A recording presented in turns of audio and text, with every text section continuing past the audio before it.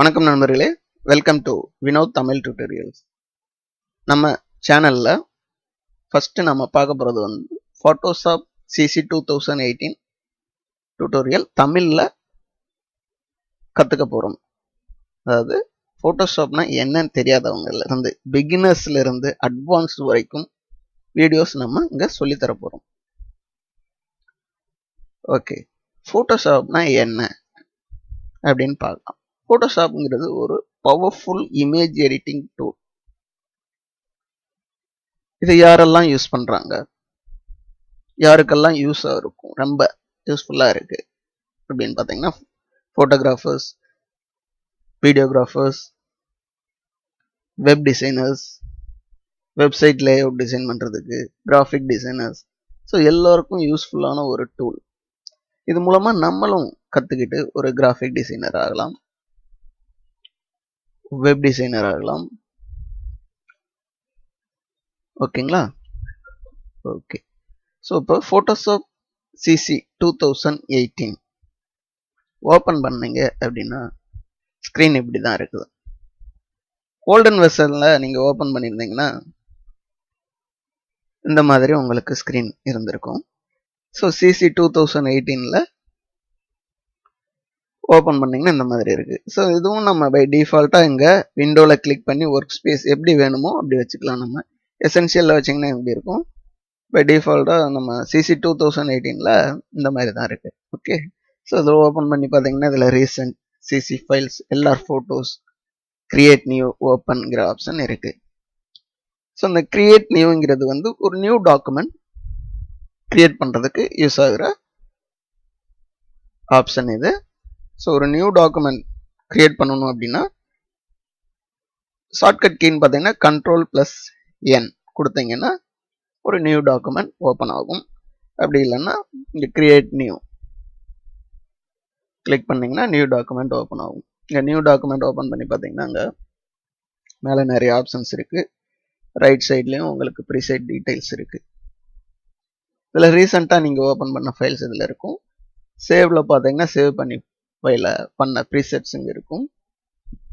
Photo, இதுதான் நம்மளுக்கு default photo size, Photoshop size 7x5 inches. இதை கிளிக் பண்ணிட்டு கிரியேட் கொடுத்தீங்கன்னா அந்த டாக்குமெண்ட் கிரியேட் ஆகிடும்.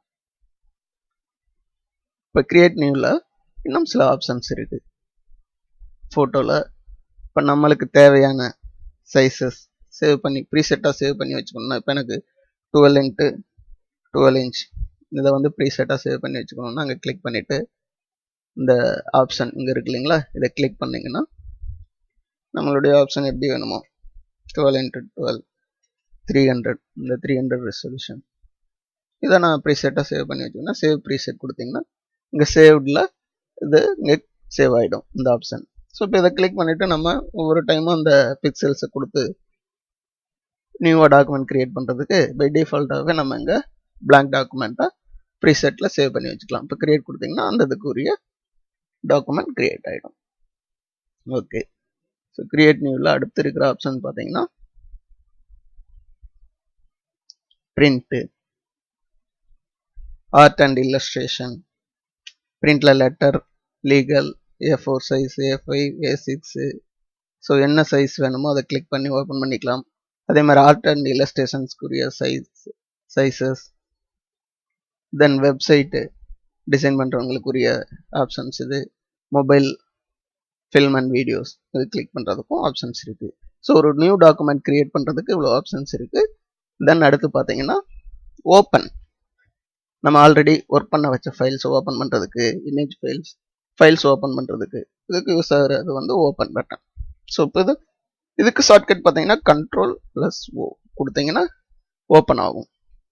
ஸோ இதில் நீங்கள் இருக்கிற ஃபைல்ஸை எதை ஃபைல் வேணுமோ அதை கிளிக் பண்ணி ஓப்பன் கொடுத்தீங்கன்னா ஓப்பன் ஆகிடும்.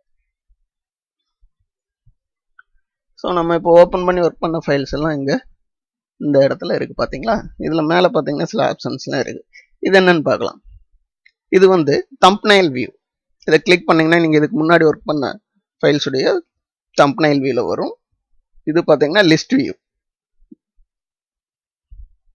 அதே மாதிரி ஷார்ட் பண்ணி நம்ம பார்த்துக்கலாம், நேம் வைஸாக ஷார்ட் பண்ணி பார்க்கலாம்.